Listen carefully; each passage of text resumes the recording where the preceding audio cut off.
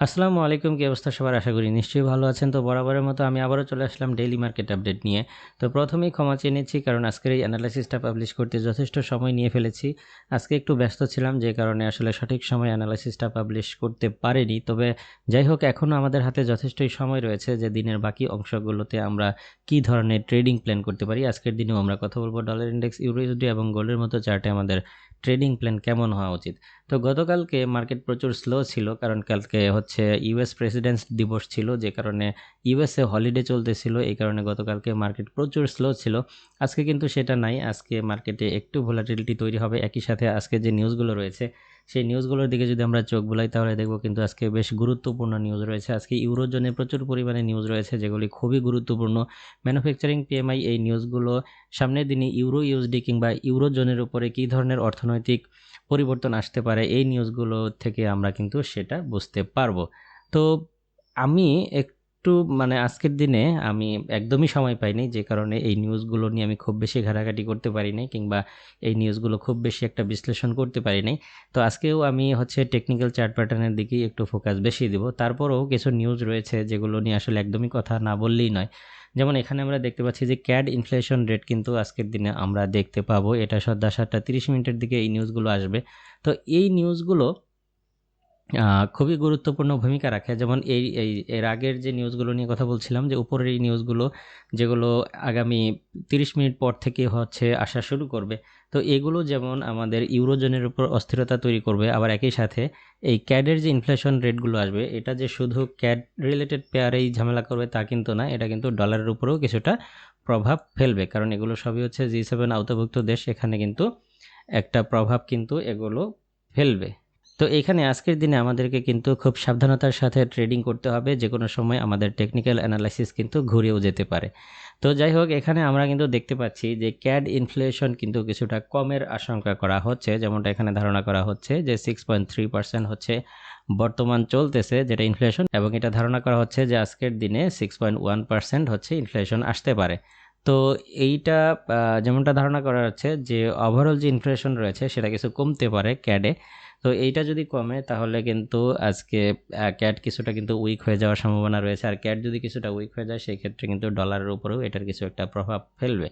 তো সেই ক্ষেত্রে ডলারও কিছুটা ওই সময় উইক হয়ে যেতে পারে, তবে খুব বেশি যে একটা প্রভাব ফেলবে তাও কিন্তু নয়, একটু ঝাঁকি এই টাইপের কিছু একটা হতে পারে। তো যাই হোক, আমরা এখন এটা সরাসরি ডলার ইন্ডেক্স চার্ট নিয়ে অ্যানালাইসিস করলে আমরা আসলে বুঝতে পারবো যে কি হতে পারে। তো ডলার ইন্ডেক্স চার্টে আমরা কিন্তু এর আগের দিন থেকেই দেখতেছি ক্রমশই কিন্তু ডলার ইন্ডেক্স একটা হায়ার হাই তৈরি করতেছে, এটা আপনারা যদি লক্ষ্য করেন।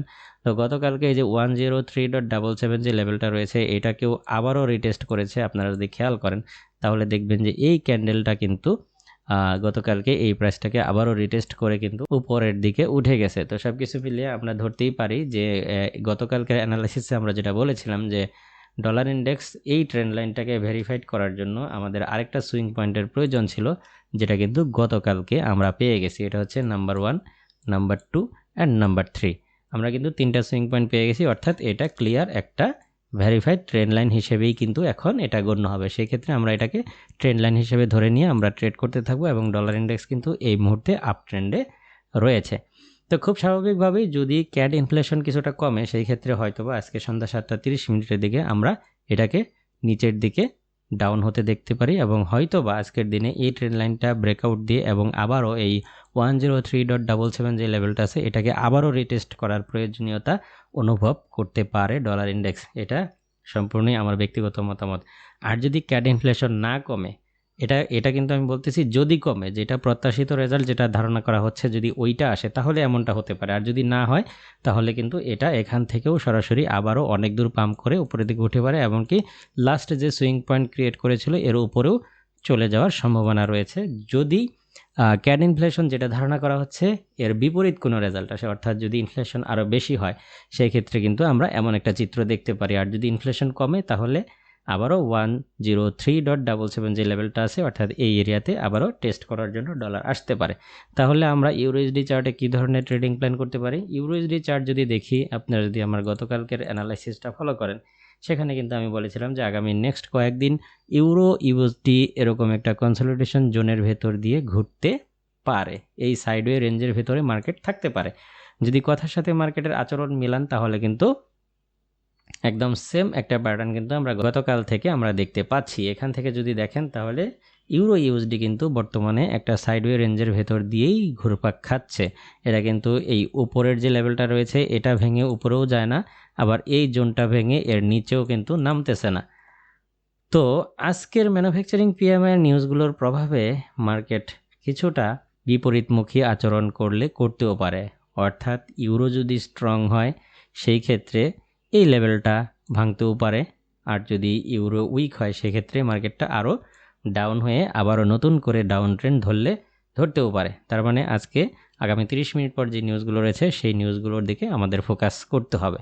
তো এইখানে খুব সহজ একটা ট্রেডিং প্ল্যান আমরা এখানে করতে পারি আজকের দিনে। সেই হিসেবে আমরা যদি এইখান থেকে একটা এরকম একটা করি যে আমরা যদি এই জোনটাকে এইভাবে ড্র করে রাখি, সেই ক্ষেত্রে আমাদের ট্রেডিং প্ল্যানটা এরকম হতে পারে। এইটা একটা জোন আকারে আমরা নিতে পারি, যেহেতু লাস্ট আমাদের এখান থেকে প্রাইস রিজেকশন পেয়েছিল, সেই ক্ষেত্রে আমরা এটাকে একটা জোন আকারে কিন্তু নিতে পারি। তো আমরা এটাকে একটা জোন আকারে নিলাম। তো আমরা আজকের দিনে যদি ইউরোর উপরে যে নিউজগুলো রয়েছে এই নিউজগুলোর দিকে ফোকাস করব। যদি ইউরো দুর্বল হয় সেই ক্ষেত্রে মার্কেট যদি নিচের দিকে নামে তাহলে আজকে আমরা ওয়েট করব যে যদি নিচের দিকে নামে, আমি আজকের দিনেও আপনাদেরকে পরামর্শ দিব যে অবশ্যই সেল খুঁজবেন মার্কেটে, কারণ ডলার যেহেতু স্ট্রং আমরা আসলে সবথেকে বেশি প্রায়োরিটি দেব হচ্ছে ডলারকে। সেই হিসেবে আমি অবশ্যই পরামর্শ দিব ইউরো এবং গোল্ডের মতো চার্টে আমরা আজকেও সেল খুঁজবো, যেমনটা আমরা এর আগের সপ্তাহ থেকেই করে আসতেছি। আজকেও আমরা বাইয়ের তুলনায় সেলকেই বেশি প্রায়োরিটি দেব। বাট এখানে একটা কথা রয়েছে যে সেলটা আসলে আমরা কোন কোন পয়েন্ট থেকে করব। তো এইটা যদি বলি তাহলে যদি ইউরো দুর্বল হয় আজকের এই নিউজগুলোর প্রভাবে, তাহলে আমরা অপেক্ষা করব যে এই জোনে এসে প্রাইসটা স্টপ হয় কি না। যদি দেখি যে এখানে এসে প্রাইসটা স্টপ হয়ে আবারও উপরের দিকে ওঠার চেষ্টা করতেছে, এখানে রেজিকশন ক্যান্ডেল তৈরি করছে, তাহলে আমরা এই জোন থেকে বাইয়ে প্রবেশ করব।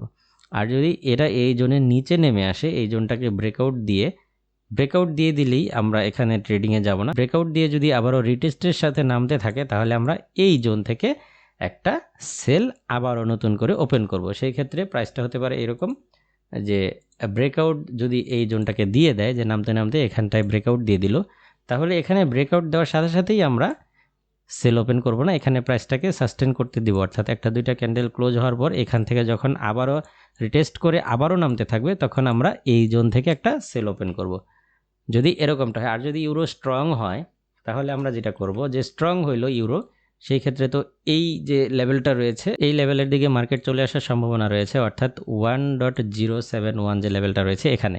এখন এইটার উপরেও যদি চলে আসে তারপরও আমরা বাই করব না, কারণ দেখার চেষ্টা করব প্রাইসটা এখানে সাস্টেন করতে পারে কিনা। যেহেতু হতে পারে এরকম যে উপরে চলে আসছে আবার পরের ক্যান্ডেলে আবার ডাউন হয়ে যাচ্ছে, এরকমটা হইতেও পারে ফলস ব্রেকআউট। তো ফলস ব্রেকআউট হচ্ছে কিনা এটা দেখার জন্য আমরা দেখব এখানে প্রাইসটা সাস্টেন করে কিনা। যদি এর উপরেই প্রাইসটা সাস্টেন করতে থাকে সেই ক্ষেত্রে আমরা এখান থেকে একটা বাই নিব রিটেস্টের সাথে।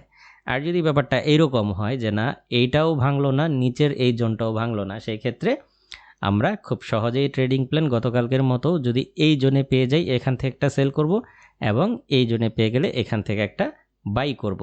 আর যদি এইগুলো ব্রেকআউট দেয় যে এই জোনের নিচেই যদি ক্যান্ডেল ক্লোজ হয় তাহলে তো আমরা সাথে সাথে এখান থেকে সেল করব। আবার এখানেও যদি ক্যান্ডেল ক্লোজ হয় এখান থেকেই আমরা বাই করব। কিন্তু ব্যাপারটা যদি এরকম হয় যে না ক্যান্ডেল এখানে ক্লোজ না করে ক্যান্ডেল এখান থেকে উঠে এখানে এসে ক্লোজ হইলো, সেই ক্ষেত্রে আমরা অপেক্ষা করব এবং দেখব প্রাইসটা এখানেই সাস্টেন করে কিনা।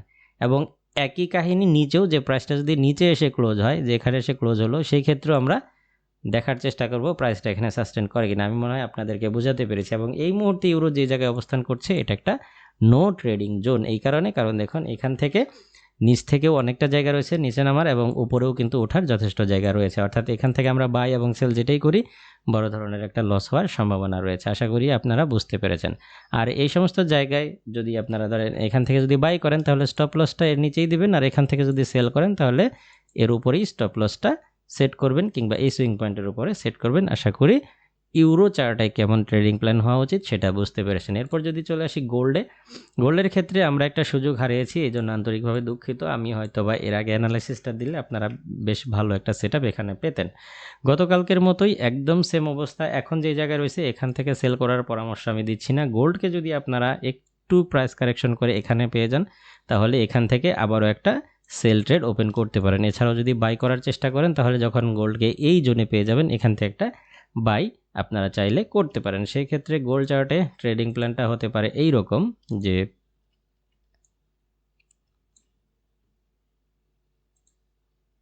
গোল্ড পেয়ারটিকে যদি আজকের দিনে আমরা এখানে পেয়ে যাই এখান থেকে ছোট করে একটা বাই করতে পারি এবং একই সাথে গোল্ডকে যদি এখানে পেয়ে যাই এখান থেকে একটা সেল করতে পারি, অথবা গতকালকে আমরা যেখানে প্রাইস নোট করেছিলাম এই জন্য পেলেও এখান থেকেও আমরা গোল্ড চার্টে একটা সেল ওপেন করলে করতে পারি।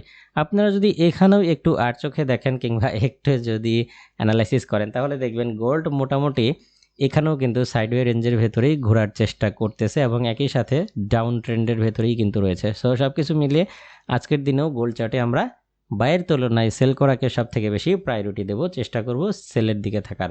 তবে এখানে আজকে কিন্তু আবারও বলতেছি টেকনিক্যাল এই অ্যানালাইসিসটা বিভিন্ন সময় মার্কেটে মানে দিক পরিবর্তন করতে পারে, কাজ নাও করতে পারে। কারণ হচ্ছে যে বেশ কিছু নিউজ রয়েছে, ক্যাড ইনফ্লেশন রেট রয়েছে যেটা কিনা মার্কেটের মোড় যে কোনো সময় ঘুরিয়ে দিতে পারে। তাই আজকের দিনে আপনারা খুবই সাবধানতার সাথে ট্রেডিং করার চেষ্টা করবেন। আশা করি বুঝতে পেরেছেন। আজকের ভিডিও এই পর্যন্তই, দেখা হবে পরবর্তী কোনো ভিডিওতে অন্য কোনো টপিক নিয়ে।